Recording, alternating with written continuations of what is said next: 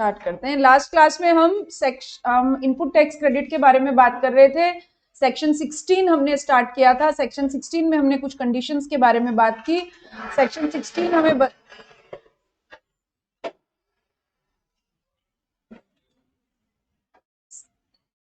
Section 16 हमें बताता है, ऐसी सर्विस तो किसी को नहीं मिलती। आप आइए कुर्सी पे बैठिए, नोट्स में आपके हाथ में दूंगा।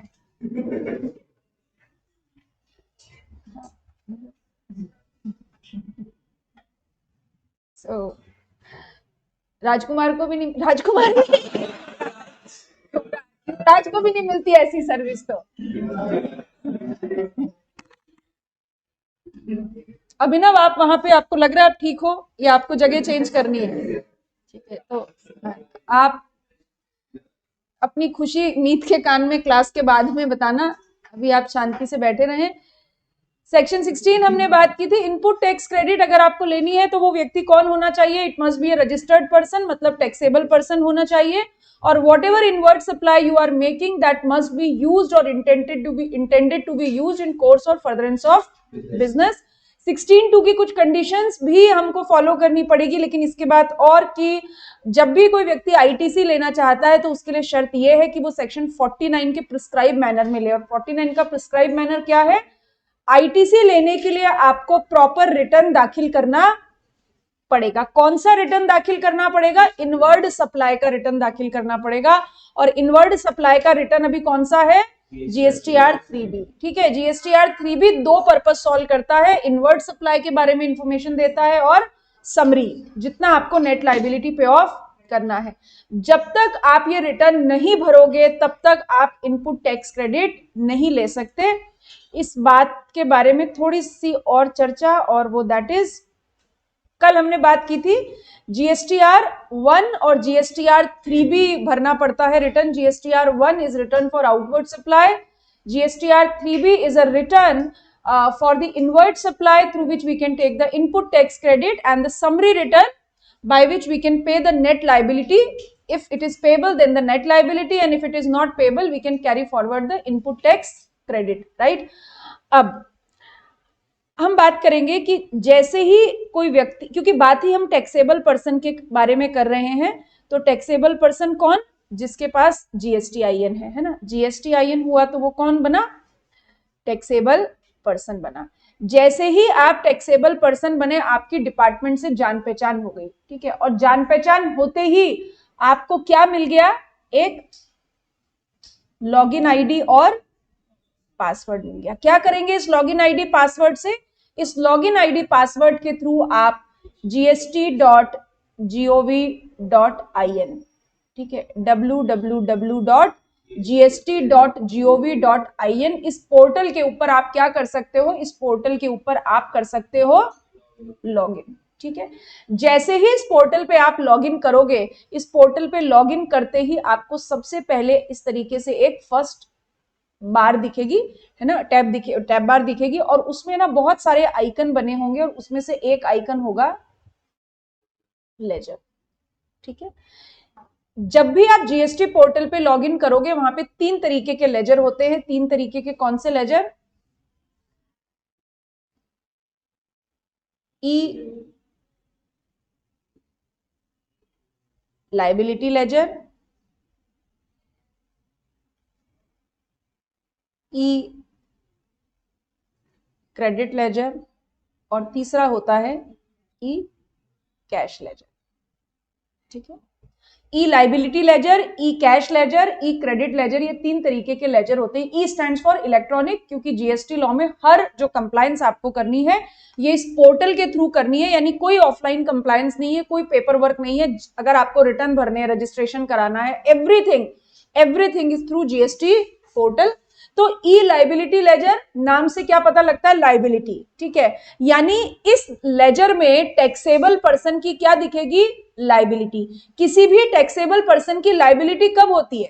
जब वो क्या करता है? आउटवर्ड सप्लाई करता है। उस आउटवर्ड सप्लाई पे जो आउटपुट टैक्स बना, वही क्या है? उस टैक्सेबल पर्सन की लायबिलिटी है। हमने बात की कि हम अपनी आउटवर्ड सप्लाई, हम मतलब टैक्सेबल पर्सन अपनी आउटवर्ड सप्लाई को शो ऑफ करने के लिए कौन सा रिटर्न दाखिल करता है? GSTR 1, ठीक है। इस GSTR 1 से क्या पता लगता है? आउटवर्ड सप्लाई पे आउटपुट टैक्स।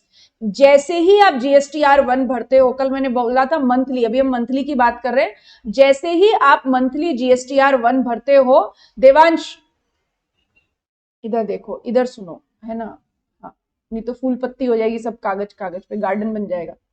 सो जैसे ही आप GSTR 1 भरते हो, GSTR 1 मतलब आपने अपनी आउटवर्ड सप्लाई पे जो भी आपका मंथली आउटपुट टैक्स बना, वो अगले महीने की 11 तारीख तक जाके किसको बता दिया? गवर्नमेंट, ठीक है। यानी आप खुद ही बता रहे हो कि देखो मेरा मई मंथ का इतना आउटपुट टैक्स बनता है। वो जैसे ही आप GSTR 1 दाखिल करोगे, वो आउटपुट टैक्स कहां जाके शो होने लग जाएगा? ई लाइबिलिटी लेजर में। यानी अगर आप 11 जून को ई लाइबिलिटी लेजर खोलो, तो ई लाइबिलिटी लेजर में आपको एक अमाउंट दिखेगी, वो क्या होगी? मई मंथ का आउटपुट टैक्स, जो आपने खुद ही ने गवर्नमेंट को बताया है रिटर्न के माध्यम से, क्योंकि कल मैंने आपको बोला था रिटर्न्स कुछ नहीं होते, it's just two way the submit the information about you. आप अपनी ही इंफॉर्मेशन गवर्नमेंट को दे रहे हो। तो ई लाइबिलिटी लेजर में क्या दिखेगा? Output tax. ये फिगर कहां से आएगी? GSTR 1 से आएगी, ठीक है। फिर हमने बात की कि आप इसके बाद क्या दाखिल करोगे? GSTR 3B। अगले महीने की 20 तारीख तक आप GSTR 3B दाखिल करोगे, यानी मई का GSTR 3B दाखिल होगा 20 जून तक, यानी अप टू 20 जून 2025 आप क्या बता दोगे? मई मंथ में आपकी कितनी इनवर्ड सप्लाई है, और उस इनवर्ड सप्लाई पे कितनी क्या बनती है? ITC। जैसे ही आप GSTR 3B दाखिल करोगे, ये ITC कहां शो होने लग जाएगी? ई क्रेडिट लेजर में। देखिए ये ई क्रेडिट लेजर क्या है? गवर्नमेंट पोर्टल पे बना हुआ एक लेजर है जिसमें एक फिगर दिख रही है, वो क्या है? आपकी ITC। जो फिगर इसमें दिख रही है वो कहां से आई? GSTR 3B से। GSTR 3B किसने भरा? टैक्सेबल पर्सन ने। यानी टैक्सेबल पर्सन खुद जाके गवर्नमेंट को बताता है कि देखो इस महीने की मेरी इतनी ITC है, मैंने अपने, यानी खुद ही क्या बोल रहा है, मैंने अपने बिजनेस के लिए ये इनवर्ड सप्लाई की, इस इनवर्ड सप्लाई पे मेरा इतना इनपुट टैक्स बनता है और ये मेरी इनपुट टैक्स क्रेडिट है। यानी अगर आप 20 जून को अगर पोर्टल पे लॉगिन करोगे, तो आपको क्या दिखेगी? ई क्रेडिट लेजर में एक फिगर दिखेगी, वो क्या है? आपकी इनपुट टैक्स क्रेडिट, ठीक है। जब तक आप रिटर्न दाखिल नहीं करोगे, तब तक ई क्रेडिट लेजर में फिगर नहीं आएगी, और जब तक ई क्रेडिट लेजर में फिगर नहीं आएगी, आपके पास कोई ITC है ही नहीं, ठीक है। जैसे फॉर एग्जांपल मान लीजिए गवर्नमेंट है ना, कैश को बैन कर दे, एग्जांपल गवर्नमेंट कैश को बैन कर दे। कैश को बैन करने का मतलब क्या है? आपका पैसा वही है जो कहां पड़ा है? बैंक अकाउंट में। और बैंक अकाउंट मतलब बैंक स्टेटमेंट। बैंक स्टेटमेंट कैसे दिखेगा? जब आपका बैंक में खाता होगा, आप जाके बैंक में पैसा जमा कराएंगे। It's the same. आप जब रिटर्न दाखिल करेंगे तभी ITC का अमाउंट ऑटोमेटिकली कहां दिखने लग जाएगा? ई क्रेडिट लेजर में। जब तक ई क्रेडिट लेजर में पैसा नहीं पड़ा, तब तक आपके पास कोई इनपुट टैक्स क्रेडिट नहीं है, ठीक है। इसीलिए हम बोलते हैं रिटर्न दाखिल करने से ही ITC आपकी है। अगर रिटर्न दाखिल नहीं किया तो ITC आपकी नहीं है। अब आपने आउटपुट टैक्स बता दिया, आपने इनपुट टैक्स क्रेडिट बता दिया। अगर बैलेंस आपको कुछ पे करना है तो आपको कैसे पे करना पड़ेगा? ई कैश लेजर से। ई कैश लेजर क्या है? ये ई कैश लेजर मतलब आप, जैसे फॉर एग्जांपल आपका, कल ने एग्जांपल ये आपका 1 लाख रुपए का आउटपुट टैक्स है और आपका ITC है 75,000 का। आपको पता है 25,000 रुपए आपको गवर्नमेंट के खाते में जमा कराने हैं। आप 25,000 रुपए गवर्नमेंट के अकाउंट में कैश जमा करोगे, और जैसे ही आप गवर्नमेंट के अकाउंट में कैश जमा करोगे, ये कहां जाके शो होने लग जाएगा? ई कैश लेजर, ठीक है, ई कैश लेजर में। ओके, तो जैसे ठीक है, ई कैश लेजर में अमाउंट दिखने लगा। ये ई कैश लेजर में अमाउंट कहां से आया? जो अमाउंट आपने गवर्नमेंट को कैश में जमा कराया है, ठीक। अब what is the figure out? आप देखिए ITC प्लस कैश में जो पैसा जमा कराया वो किसके बराबर है? आपकी आउटपुट टैक्स के बराबर। नॉक ऑफ हो गया ना, ठीक। और गवर्नमेंट को आप कैसे पेमेंट करोगे? पहले आप पैसा जमा कराओगे ई कैश लेजर में, और फिर ई कैश लेजर के थ्रू आप गवर्नमेंट को लाइबिलिटी पे ऑफ करोगे। So this is the way. E cash ledger यानी ई लाइबिलिटी लेजर क्या हुआ, जीएसटीआर 1 भरने पे जो आउटपुट टैक्स दिखा। ई क्रेडिट लेजर क्या हुआ, जीएसटीआर 3 भी भरने पे जो आईटीसी दिखी। ई कैश लेजर क्या है, जो भी आपकी नेट लाइबिलिटी है वो आप बैलेंस में जब जमा कराते हो गवर्नमेंट के खाते में तो वो क्या दिखेगा, ई कैश लेजर।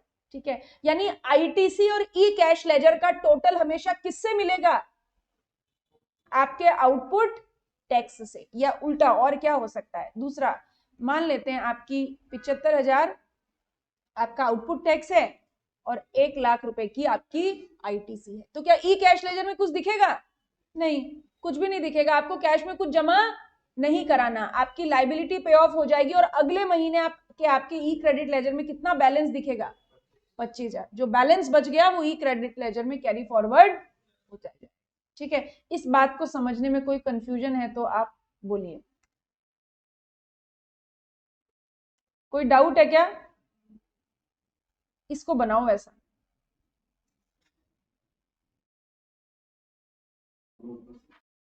यहां से बनाना है,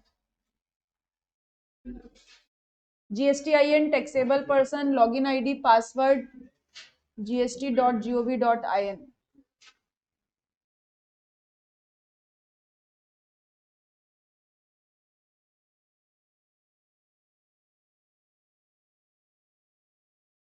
अक्षित, अंकित, पार्थ, सारा, कोई डाउट है आपको?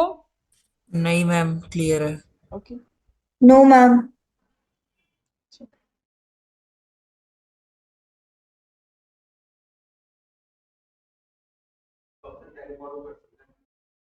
जितने समय आपका बिजनेस चलेगा उतने समय तक, बिजनेस गोइंग कंसर्न होता है ना, कभी भी कितने भी सालों तक कर सकते हैं। कोई इसका एक बार ई क्रेडिट लेजर में अगर अमाउंट आ गया उसके बाद ये लैप्स नहीं होता। ठीक है, अब फिर उसके खत्म होने का एक ही रीजन हो सकता है, बाद में अगर ये आइडेंटिफाई हो जाए आपने गलत क्रेडिट ली थी, आपके पास बिल ही नहीं थे, आपने माल ही नहीं खरीदा, आपने फर्जी रिटर्न भर दिए, वो एक सिचुएशन हो सकती है। अदरवाइज अगर सही क्रेडिट है तो आप अनलिमिटेड टाइम तक इसको कैरी फॉरवर्ड कर सकते हो ई क्रेडिट लेजर में।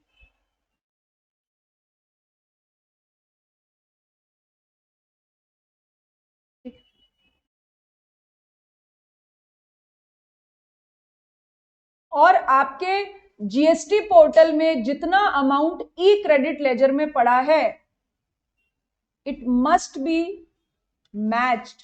ये किससे मैच होना चाहिए, आपकी बैलेंस शीट के करंट एसेट्स में जो आईटीसी का बैलेंस है उससे मैच होना चाहिए। यानी आपके फाइनेंशियल अकाउंट्स, जो बुक्स ऑफ अकाउंट्स में जितना आईटीसी का बैलेंस है वही ई क्रेडिट लेजर में भी होना चाहिए, उसमें कोई डिफरेंस नहीं होना चाहिए। रीजन बिहाइंड इट, ये करने वाला है कौन, आप। बुक्स ऑफ अकाउंट में एंट्री कौन करेगा, आप। रिटर्न भी कौन भरेगा, आप। तो फिर दोनों में कोई मिसमैचिंग का चांस नहीं होगा। ठीक है,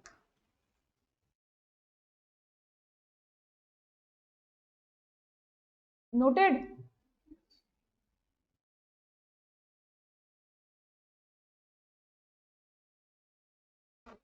अब हम 16 सबसेक्शन 2 के बारे में बात करेंगे कि रजिस्टर्ड पर्सन जब इनपुट टैक्स क्रेडिट लेता है तो उसको और क्या क्या कंडीशंस को फॉलो करना पड़ता है। यानी 16(2) की अगर कंडीशन फॉलो की, यानी सेक्शन 16 के हिसाब से आईटीसी ली तभी वो सही आईटीसी, अदरवाइज वो आईटीसी सही नहीं है।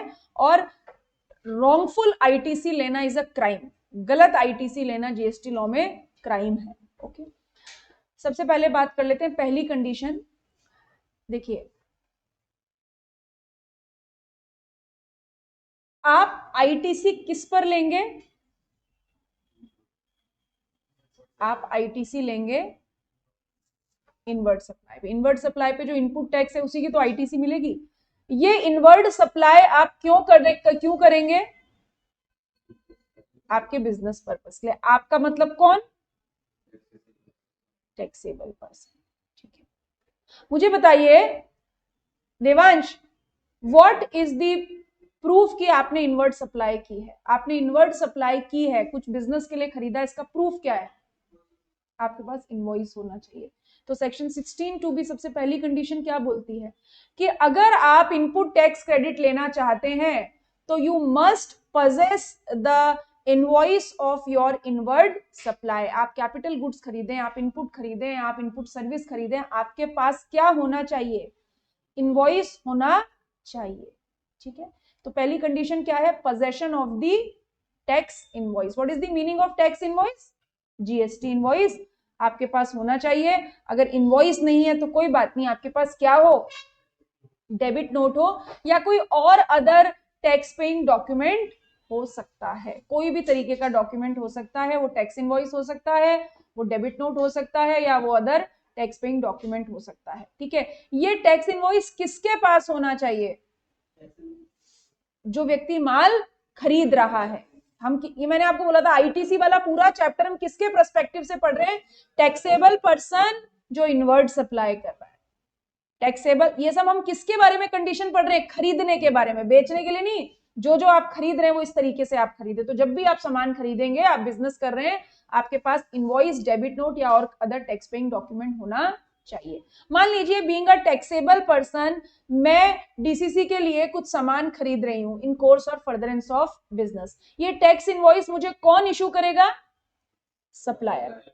ठीक है, तो सप्लायर का मेरे नाम पर इशू किया हुआ टैक्स इनवॉइस या डेबिट नोट मेरे पास होना मस्ट है। ठीक है, ओके।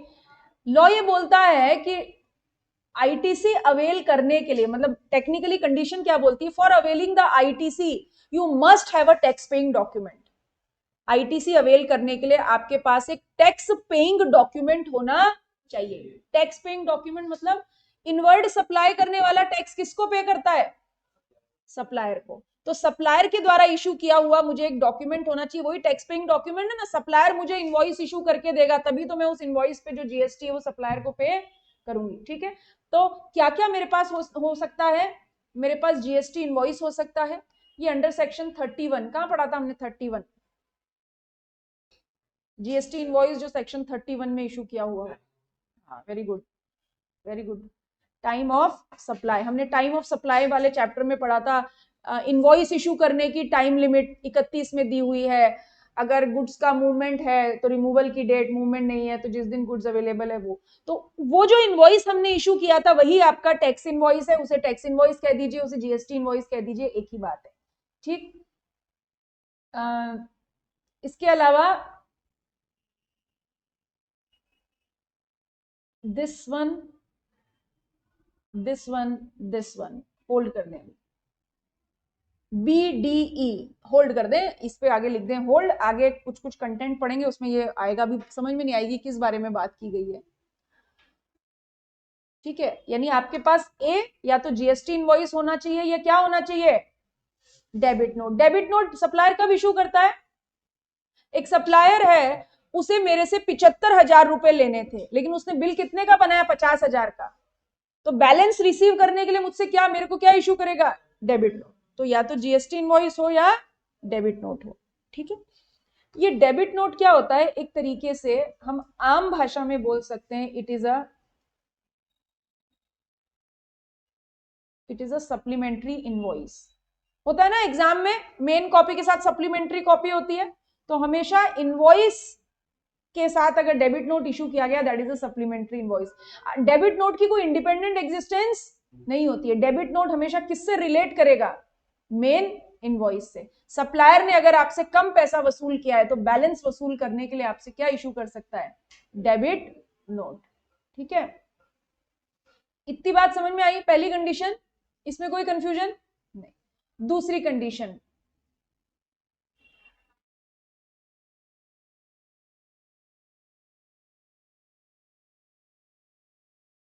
ओके, ए पॉइंट को कर दो होल्ड। इस चैप्टर के एंड होते होते सब बात समझ में आ जाएगी। ए पॉइंट को कर दो होल्ड।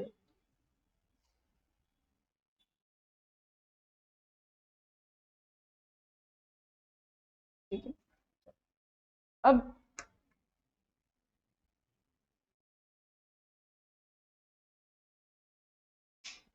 मैंने आपको बोला कि ये आईटीसी का सारा कंसेप्ट हम किसके पॉइंट ऑफ व्यू से पढ़ रहे हैं? Taxable person. वो टैक्सेबल पर्सन जो क्या कर रहा है, वो कर रहा है इनवर्ड सप्लाई। इस इनवर्ड सप्लाई पे ये क्या पे करता है, इनपुट टैक्स, जिसकी क्या मिल जाती है, ठीक है। ये टैक्सेबल पर्सन इनवर्ड सप्लाई किससे करे, किसी दूसरे टैक्सेबल पर्सन से, क्योंकि अगर उसको जीएसटी गवर्नमेंट को देना होगा तभी तो ये इससे रिकवर करेगा। तो यानी सप्लायर भी कौन होना चाहिए, इसमें कोई कंफ्यूजन है क्या किसी को, सप्लायर भी टैक्सेबल पर्सन होना चाहिए। ओके है क्या, कोई डाउट है किसी को? यानी हम जैसे बात कर लेते हैं, ये एक सप्लायर ऑफ गुड्स है और ये रिसिपिएंट ऑफ गुड्स, ठीक है। इस चैप्टर में हमें किसकी चिंता है, मतलब रामलाल ट्रेडर्स हो गए सप्लायर ऑफ गुड्स और ये हो गए कालूराम ट्रेडर्स, और कालूराम ट्रेडर्स कौन हो गए, रिसिपिएंट ऑफ गुड्स। हम यहाँ पे इस चैप्टर में किसकी चिंता कर रहे हैं, कालूराम ट्रेडर्स, ठीक है। अब कालूराम ट्रेडर्स ने रामलाल ट्रेडर्स से माल खरीदा है। रामलाल जो ट्रेडर्स है वो क्या करेगा, गुड्स सप्लाई कर रहा है ना, रामलाल ट्रेडर्स गुड सप्लाई कर रहा है, बिजनेस कर रहा है, कंसिडरेशन ले रहा है, टैक्सेबल पर्सन है, टैक्सेबल सप्लाई कर रहा है। तो रामलाल ट्रेडर के ऊपर क्या लेवी हो रहा है, जीएसटी लेवी है ना, रामलाल ट्रेडर पे जीएसटी लेवी हो रहा है। यानी रामलाल ट्रेडर पे जीएसटी लेवी क्यों हो रहा है, क्योंकि रामलाल ट्रेडर क्या कर रहा है, आउटवर्ड सप्लाई कर रहा है, और इस पे क्या बन रहा है, इसका आउटपुट टैक्स बन रहा है, ठीक बात है। अब ये जो रामलाल ट्रेडर है ये अपने आउटपुट टैक्स के लिए क्या रिटर्न भरेगा, अपनी आउटवर्ड सप्लाई के लिए क्या रिटर्न भरेगा रामलाल ट्रेडर, GSTR-1 क्या भरेगा, GSTR-1, ठीक है, GSTR-1 भरेगा, ठीक है। इस GSTR-1 में क्या शो करना होता है, क्या दिखाते हैं हम, हमारी आउटवर्ड सप्लाई, ठीक, आउटवर्ड सप्लाई। यानी मैं अब एक रामलाल ट्रेडर के पॉइंट ऑफ व्यू से बात कर रही हूं, रामलाल ट्रेडर्स को ये आउटपुट टैक्स किसको देना है, गवर्नमेंट को, लेकिन इसका ये बर्डन किस पे पास ऑन कर देगा, कालूराम ट्रेडर्स पे पास ऑन कर देगा, ठीक है। अब GSTR-1 भरेंगे, आउटवर्ड सप्लाई का रिटर्न भरेंगे, और इस आउटवर्ड सप्लाई में दिखाएंगे इनवॉइस नंबर 1 2025। मान ले इस इनवॉइस से माल बेचा है, किसको बेचा है, कालूराम ट्रेडर्स को। मान लेते हैं, एग्जांपल दे रही हूं, वैल्यू ऑफ सप्लाई है 1 लाख का और उस पे जीएसटी है 18,000, ठीक है। GSTR-1 में इसी तरीके से इनवॉइस वाइज डिटेल होती है, यानी GSTR-1 पूरा चिट्ठा होता है आपकी आउटवर्ड सप्लाई का, यानी आपको GSTR-1 में क्या क्या दिखाना होता है, आपने किस इनवॉइस नंबर से किस पार्टी को किस वैल्यू का माल बेचा और उसके ऊपर कितना जीएसटी बनता है। यानी रामलाल ट्रेडर्स के GSTR-1 से क्या शो हो जाएगा, सेल शो हो जाएगी, किसको, कालूराम ट्रेडर्स शो हो जाएगी ना। GSTR-1 जो रामलाल ट्रेडर्स भर रहे हैं, उस GSTR-1 में वो क्या दिखाएंगे, मैंने ये वाले बिल नंबर से कालूराम ट्रेडर्स को 1 लाख रुपए का माल बेचा और उसके ऊपर 18,000 का जीएसटी बनता है। ये 18,000 रामलाल ट्रेडर किसको पे करेंगे, गवर्नमेंट को, और किससे वसूल करेंगे, इतनी बात ओके। यानी ये इसके लिए कालूराम ट्रेडर को क्या बना के देंगे, जीएसटी इनवॉइस, और जीएसटी इनवॉइस का नंबर क्या है 01/2025, और इसमें क्या लिखा होगा,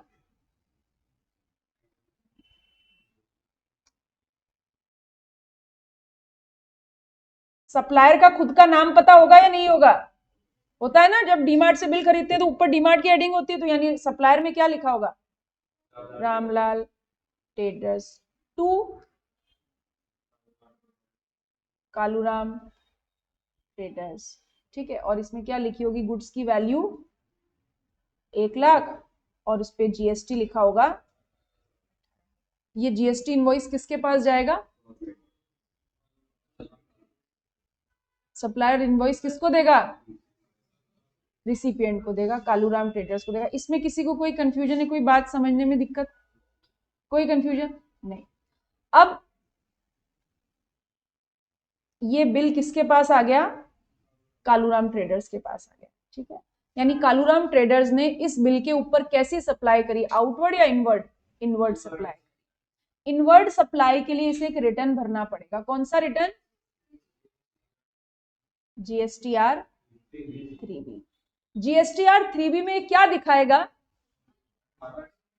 कि इसने 01/2025 नंबर के बिल पे गुड्स परचेज किया है फ्रॉम रामलाल ट्रेडर्स, ठीक है। अब ध्यान से सुनिए, जैसे सप्लायर के जीएसटीआर 1 में सारी आउटवर्ड सप्लाई की इनवॉइस वाइज डिटेल होती है, ऐसे ही रिसिपिएंट के इनवर्ड सप्लाई के रिटर्न में सारी इनवर्ड सप्लाई की इनवॉइस वाइज रिटर्न होती है। यानी रामलाल ट्रेडर का जीएसटीआर 1 और कालूराम ट्रेडर का जीएसटीआर 3B, इसमें कोई क्रॉस कनेक्शन है या नहीं है? रामलाल ट्रेडर का जीएसटीआर 1 और कालूराम ट्रेडर का जीएसटीआर 3B, इसमें कनेक्शन प्रूफ होगा या नहीं होगा? होगा ना, पक्का होगा, ठीक है। गवर्नमेंट यही कनेक्शन चाहती है। क्या कनेक्शन? रामलाल ट्रेडर, तुमने एक बिल पे कालूराम ट्रेडर को माल बेचा, तुम उससे 18,000 रुपए का जीएसटी कलेक्ट करो और हमको दो, और इसी बिल पे कालूराम ट्रेडर क्या अवेल करेगा? आईटीसी। ये कनेक्शन हर सप्लायर, हर रिसिपिएंट के बीच में प्रूफ होता है, होना ही चाहिए। अगर रिसिपिएंट क्या लेता है? आईटीसी। दूसरा केस, जब डीमार्ट हमको सामान बेचता है तो डीमार्ट हमसे जीएसटी लेता है या नहीं लेता है? लेता है। लेकिन क्या हम डीमार्ट से सामान खरीद के लाते हैं तो जीएसटीआर 3B भरते हैं क्या?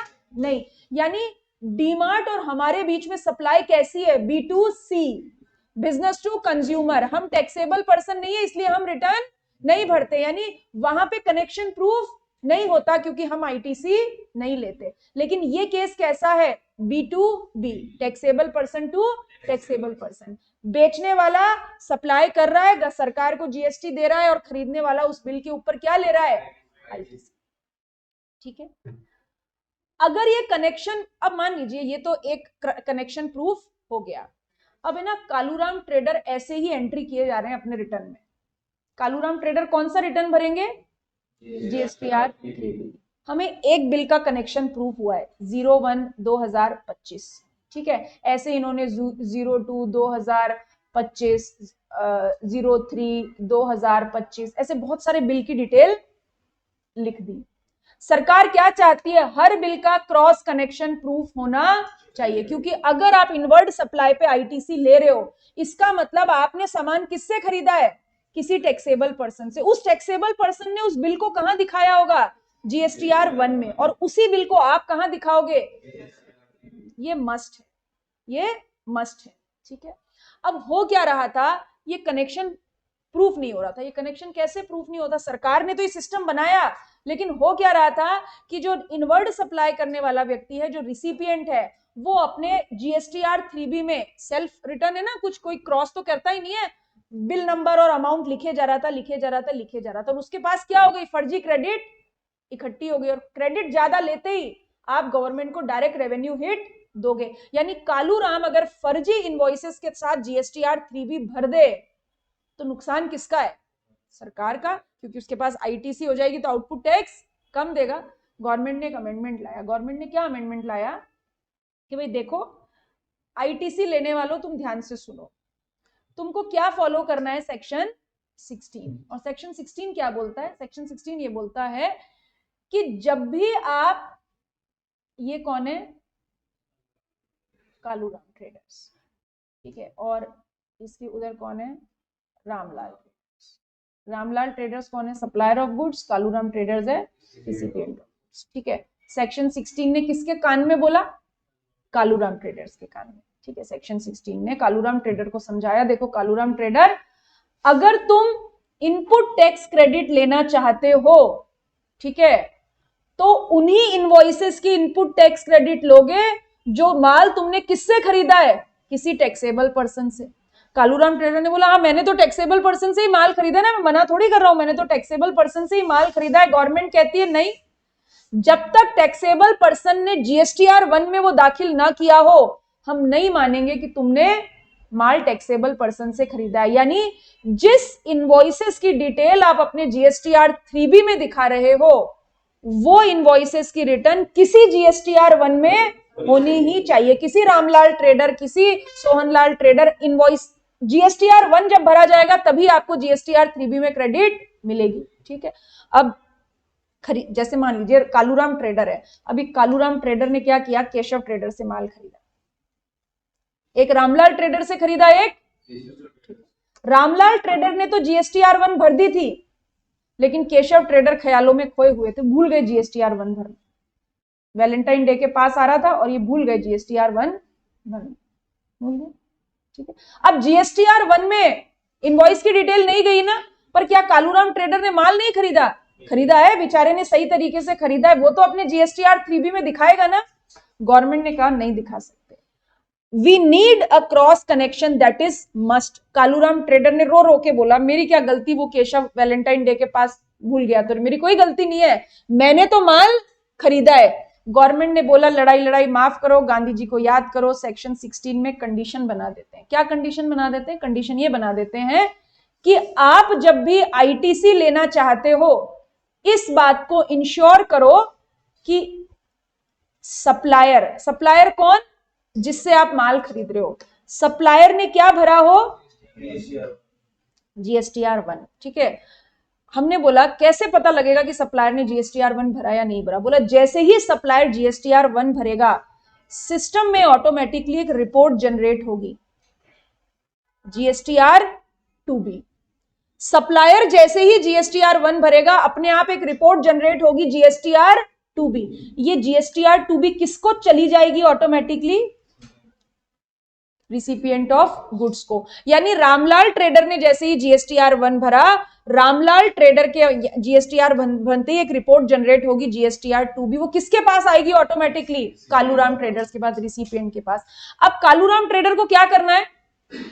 जिस जिस इनवॉइस पे वो क्रेडिट लेना चाहता है चेक कर ले कि वो इनवॉइस जीएसटीआर 2B में आ रहे हैं या नहीं आ रहे।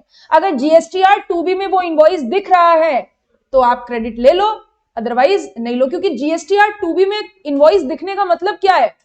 उस इनवॉइस के लिए जीएसटीआर 1 फाइल हो चुकी है।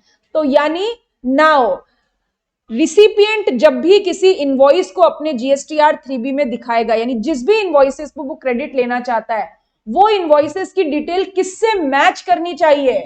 जीएसटीआर 2B से। जीएसटीआर 2B कैसे जनरेट होगा?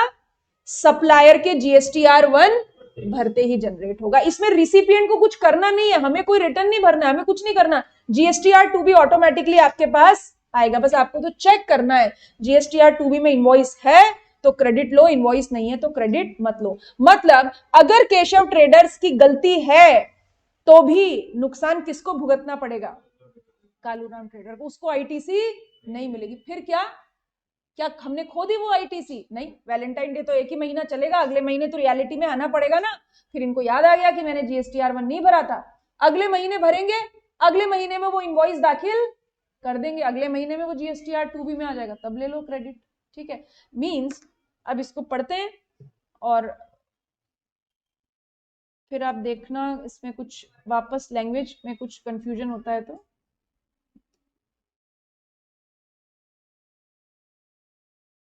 देखो क्या लिखा है, ITC shall be availed only when, किसके बारे में बात कर रहे हैं? रिसिपिएंट ऑफ गुड्स, जो कि कौन है? एक टैक्सेबल पर्सन है। यानी हम कालूराम ट्रेडर्स के बारे में बात कर रहे हैं। कालूराम ट्रेडर्स को आईटीसी तभी अवेल होगी जब डिटेल्स ऑफ इनवॉइसेस और debit note have been furnished by the supplier in GSTR 1। ये बात समझ में आ गई क्या? उन इनवॉइसेस को या डेबिट नोट की डिटेल्स को सप्लायर ने कहां शो कर दिया हो? जीएसटीआर 1 में। एक नाम और लिखा है आईएफएफ, वो भी आपको नहीं पता है, हम बाद में पढ़ेंगे। ये बात समझ में? सप्लायर ने उनको कहां दिखा दिया हो? जीएसटीआर 1 में। And the details of the invoices और debit note have been communicated to the registered person. यहाँ पे लिखो रजिस्टर्ड पर्सन का मतलब कौन है? रिसिपिएंट ऑफ गुड्स और रिसिपिएंट ऑफ सर्विस। यानी वो जो इनवॉइसेस की डिटेल है वो किसको कम्युनिकेट हो गई हो, रिसिपिएंट को, इनवर्ड सप्लाई करने वाले को। किस फॉर्म में, जीएसटीआर 2B में। अगर आपने जीएसटीआर 2B के हिसाब से क्रेडिट नहीं ली तो उसे हम रॉन्गफुल क्रेडिट कहते हैं, और वो रॉन्गफुल क्रेडिट क्राइम है, आप नहीं ले सकते। केवल वही आईटीसी लो जो जीएसटीआर 2B में लिखी, अदरवाइज नहीं लेना। ठीक है, इसमें आपको कोई कंफ्यूजन है, कोई भी दिमाग में किसी भी तरीके का डाउट आ रहा है तो आप पूछिए।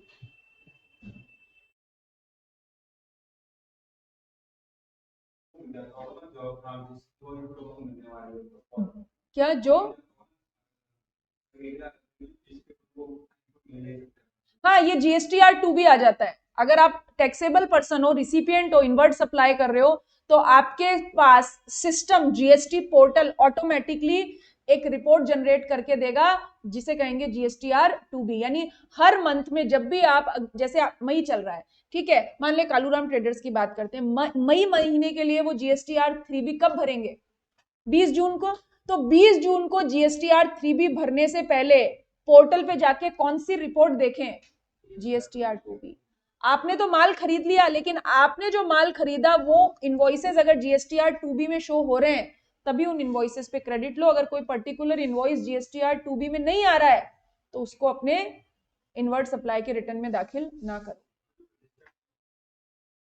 उस पे तो आईटीसी वैसे ही नहीं मिलती, उस पे तो आईटीसी वैसे ही नहीं मिलती ना। आईटीसी कब मिलेगी, जब बेचने वाला भी टैक्सेबल पर्सन हो, खरीदने वाला भी टैक्सेबल पर्सन हो, है ना। अगर बेचने वाला अनरजिस्टर्ड है, आपने चाय की थड़ी से चाय लेके आए, वो थोड़ी कोई बिल बना के देता है, खूब कचौरियां खाई ऑफिस में, वो थोड़ी बिल बना के देता है, तो उस पर तो जीएसटी का झंझट है ही नहीं।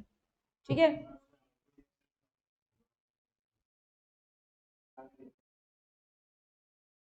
किसके पॉइंट ऑफ व्यू से बात कर रहे हैं। हाँ हमने खरीदा, इनवर्ड सप्लाई खरीद, तो वो तो पे करना पड़ेगा, वो आउटपुट टैक्स, हाँ वो गवर्नमेंट को देंगे, और वो जब गवर्नमेंट को देंगे तभी तो ये आईटीसी हम काम में लेंगे। क्योंकि ये जैसे जैसे, देखिए ई क्रेडिट लेजर क्या है, मैं अगेन आपका पिगी बैंक एक गुल्लक है। जैसे ही यार जीएसटीआर 3B बढ़ते जाते हैं, आप अपना आईटीसी इकट्ठा करते चले जाते हैं। उस इकट्ठे आईटीसी को आप कब यूज करोगे, जब आप आउटपुट टैक्स देंगे। ठीक है, आप मतलब कालूराम ट्रेडर बेचेगा। मैंने अगेन आपको क्या बोला, ये सारी कंडीशन हम क्या पढ़ रहे हैं, हम पिगी बैंक में पैसा कैसे इकट्ठा करना है, बस उसकी कंडीशन पढ़ रहे हैं। कालूराम ट्रेडर एक टैक्सेबल पर्सन है, वो जब माल खरीदे तो उनको आईटीसी कैसे मिलेगी, केवल हम उसकी बात करें। यानी आपको गुल्लक भरने की कंडीशन सिखा रहे हैं। आप जब कालूराम ट्रेडर माल खरीदेंगे, खरीद के करेंगे क्या, उसको बेचेंगे, तो बेचेंगे that is a outward supply. हम यहाँ पे कालूराम ट्रेडर के पॉइंट ऑफ व्यू से बात कर रहे हैं, only and only when he is making the inward supply. ये इनवर्ड सप्लाई की कंडीशंस है। ठीक है, कुछ और डाउट आ रहा है, पूछो, पक्का कोई कंफ्यूजन नहीं है। हाँ बोलो।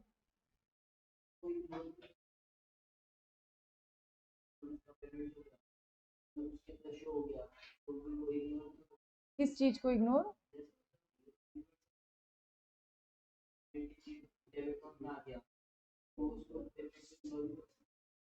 मैं समझी नहीं, इग्नोर कैसे, इग्नोर का मतलब क्या।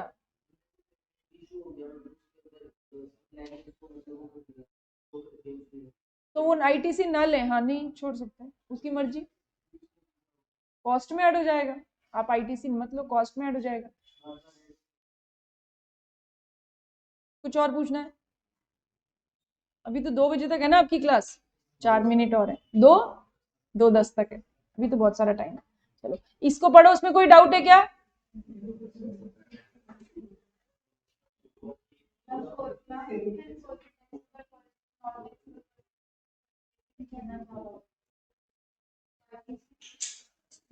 जीएसटी भी तो नहीं लग रहा, आईटीसी की चिंता कब, जब खरीदते समय जीएसटी लगे। ठीक है, आज मैं टैक्सेबल पर्सन हूं, आप नॉन टैक्सेबल पर्सन हो। ठीक है, मतलब आपने के पास जीएसटी रजिस्ट्रेशन नहीं है, तो मुझे आईटीसी की चिंता नहीं होगी ना, क्योंकि जब आप मुझे बिल दोगे तो उस पर जीएसटी थोड़ी होगा।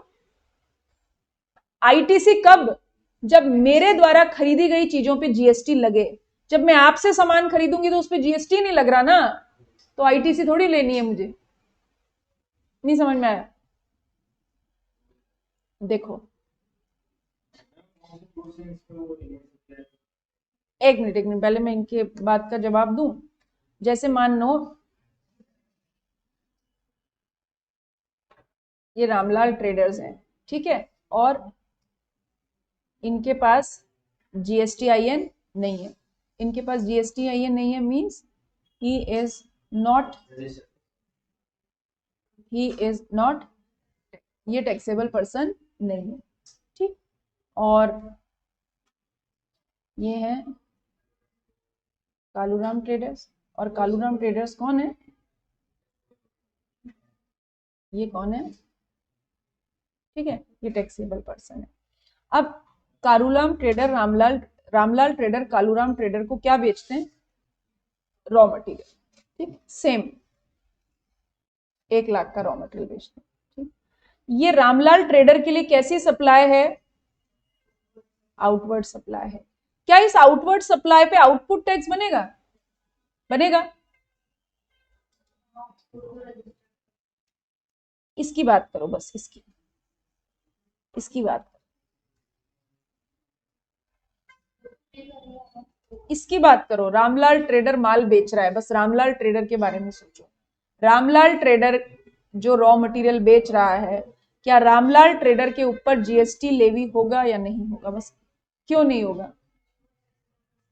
सप्लाई के 5 पैरामीटर पूरे नहीं होते ना। सप्लाई के 5 पैरामीटर पूरे नहीं होते, इसका मतलब ये आउटवर्ड सप्लाई तो कर रहा है पर इसके ऊपर GST लेवी नहीं, GST लेवी नहीं होता, इसका मतलब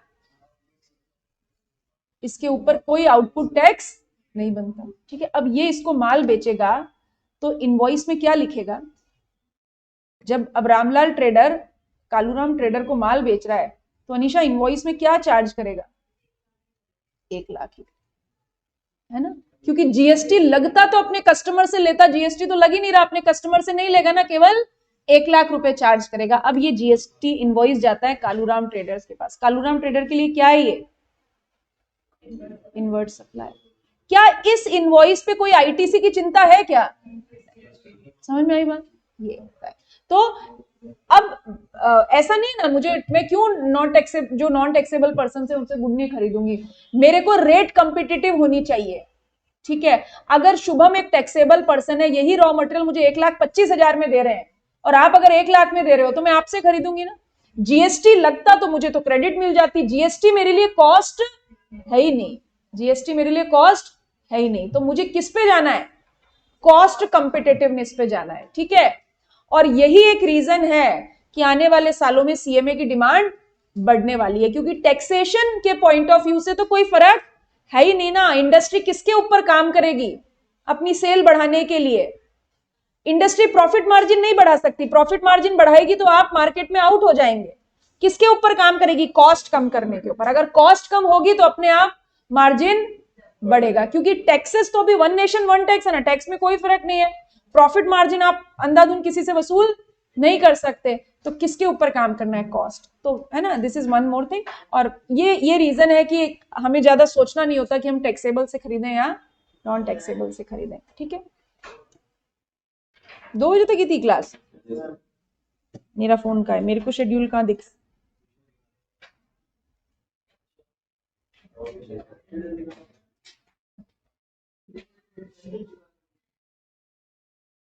बस अच्छा ठीक है, बस ओके। बस मेरे को तो इतनी दूर से दिखता नहीं है, ठीक है, ओके बैठ जाओ।